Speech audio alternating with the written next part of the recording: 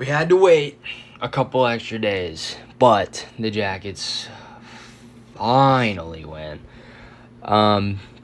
Big 7-4 win over the Minnesota Wild. Yeah, let's talk about it.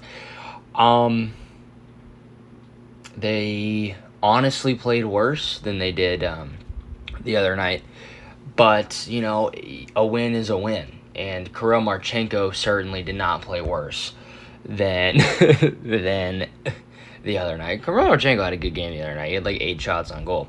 Couldn't find the back of the net. Tonight, 4 shots on goal in a hat trick for Kirill Marchenko. Boone Jenner, a goal and 2 assists tonight. Got his 200th? Yeah, 200th career goal. Marchenko with the hat trick. Werenski with 3 points, a goal and 2 assists tonight. Adam Fantilli with the 5,000th Blue Jacket goal scored ever with a goal and an assist tonight. Dmitry Voronkov had 2 assists tonight. Everyone looked great, except for the penalty kill and the fact that we take way too much penalties. We'll talk about that a little bit later. Elvis Merzlikins, despite letting up 4 goals, was 48 for 52 tonight. As someone who takes a lot of shit and as someone who talks a lot of shit about Elvis, a 923 when you're facing 52 shots is pretty damn good. He played great tonight. So, no complaints about Elvis. No complaints about the offense. I do have a little bit of complaints about the power play. My goodness. Yeah, we can talk about that. First of all, they're giving up too many penalties. They threw the puck over the glass 3 times tonight. Can't do that. That's just, come on. That's not good enough. You can't be doing that. I'm trying to think of the other penalties. I really can't think of it off the top of my head. 8 penalties, though. Not good. I believe they scored on 4 of the 8. And wow, that is not a good percentage. The penalty kill actually didn't look. I'm trying to describe this because obviously a 4 for 8 is just atrocious, but the penalty kill itself didn't look bad. You could tell though that the players on the penalty kill were kind of either losing momentum, getting a little tired out there. That is 16 minutes of PK time, and some of that was 5-on-3 too. So I guess not 16 minutes, but there was, I think, 2 times where there's 5-on-3s tonight. So again, do you want 4 goals on 8 power plays? No, but honestly, that looks a lot worse than I think the penalty kill actually played. We did get a power play goal tonight as well. Werenski, I'm just kind of everywhere now, but power play goal, I believe it was Marchenko, just with a beam, a little dart right there. Nice goal on that one. Werenski had a nice little dart too, man. He shoots hard. He doesn't do it very often, but man, he can. Fantilli with the shot from Boone Jenner off the knee of Fantilli. Boone Jenner with the empty net. Miles Wood getting his first as a Blue Jacket. You love to see that. But really, I want to talk about someone that I was going to complain about when this trade was made. But Charlie Coyle, I don't know if it's shown up on the points at all. Charlie Coyle looks good. I thought other than Marchenko and Greaves in Game 1, he was their best player, and I think he looked good tonight. He got the assist on Boone Jenner's empty net goal and made a fantastic play to get the puck out of the zone. Yeah, I think he's looked really good, and I was really going to complain about him, but then he played. I was going to complain because we traded Miles Wood and Charlie Coyle for Gavin Brindley, who made the Avalanche roster. But Charlie Coyle's looked pretty good, and Miles Wood scored tonight. So I can't complain yet. I can't complain until we play the Avalanche and Brindley inevitably scores 3 goals. Yeah, big fan of Charlie Coyle so far. Trying to think of other big talking points. Okay, yeah, we'll talk about Elvis. Elvis made some really good saves tonight. He had a .923 save percentage. 4 goals against, which doesn't look good, but again, the save percentage is what you need to look at for this game. His goals saved above expected was probably 0. He probably made the saves he needed to make, and he probably let in the goals that were expected to be goals. And I have no problem with that. If you make the saves you need to make, I have no problem with that. If Elvis continues to play like that, I think I'm okay with Jed and Elvis splitting games. That's the problem, though, is I don't know if Elvis will continue to play like that. It's a little weird having Jet being the quote proven, like the proven talent, and I need to see more from Elvis. I feel like I with Jet in that, I feel like I know what I'm getting. With Elvis, not so much. But yeah, if Elvis continues to play like that, I mean, I don't care who's playing. Whoever's playing good is who's playing.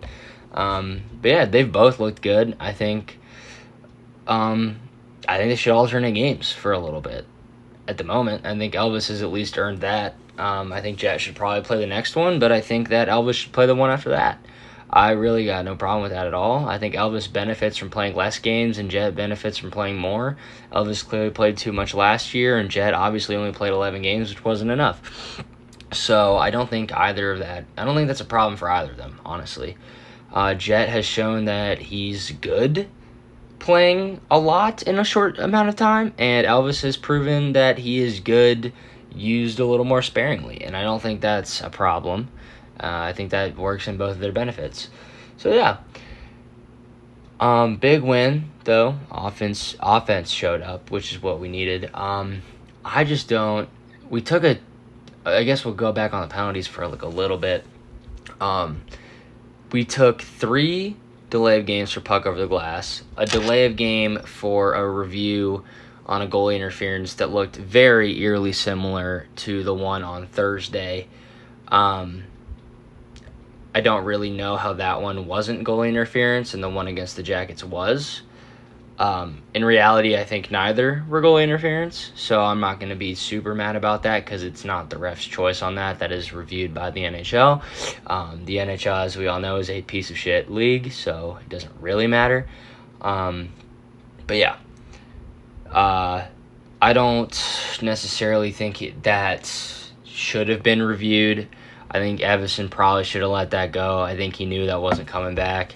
I think Dean Evison got a little bit of the, listen, you're coaching the Blue Jackets, all right? Like, if that's another team, that's probably goal interference. But it's the Blue Jackets, so it's not. And that's not a me thing. That's not a me being a fan of the Jackets thing. That's how it is. It's how it is. But yeah, I'm complaining right now, but it really wasn't much to complain about. It didn't really bother me. I was a little annoyed, but it didn't really bother me that much. Yeah. Overall, though, good game. I think they need to tighten up their defense a little bit. I think their clearing attempts have been terrible. That is the worst part of their game. They can't. Once they're out of their zone, they're very good. It's just they cannot clear their own zone. I don't know what it is. I literally, by the way, don't want it to come across that I'm complaining about Severson here because I think Severson's been pretty solid. Severson made a really good play, I think middle of the third period during one of their penalty kills, and he made a really good play and then just couldn't get it out of the zone. And I'm just like, how are they not getting it out of the zone? Like, it's so strange. It's like they're not even close to getting it out of the zone, I feel like, a lot of the time. So they need to work on that, but their transition game outside of their defensive zone is very good. So a lot of speed, a lot of skill, a lot of shot power, as we saw from Marchenko and Werenski tonight. So yeah, I think we're all really excited, and this is the last talking point I got before we're done here. I think we're all very excited about the younger guys like Fantilli and Johnson. And don't get me wrong, Marchenko is younger, but he's, I think, 24 or 25, while the other guys are like 20 and 22. I think Fantilli turned 21 tonight or something, or the other day. But I think we're a little caught up in the younger guys becoming stars, and I don't think we realize how good Marchenko is, dude. I think same for me.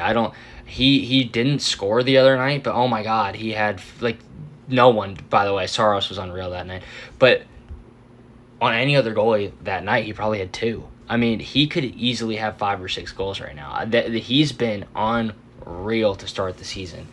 I think I underestimated him a little bit. which is kind of crazy because I've watched a lot of him. Yeah, man, he's a real deal, dude. He's very, very good. I think I haven't noticed Ken Johnson as much, but Fantilli's looked good. Fantilli, what's surprised me with him is he's been making plays more than he's been shooting, I feel like. And I don't mind that at all. It's surprising to me. But I think tonight is more what to expect from the Jackets. I think they're going to score a lot of goals. I think they're going to let in a good amount of goals.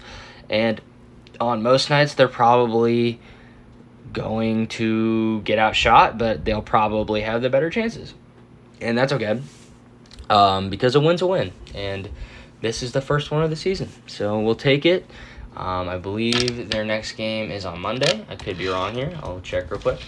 I believe it is at home. I think they had a little 2-game. They got the 2 road games out of the way, and they come back home, I believe, to play New Jersey. Yeah. So Monday, October 13th, 7 p.m., Devils versus Jackets. I will be in class for some of the game, but I'll try my best to watch most of it. So, yeah.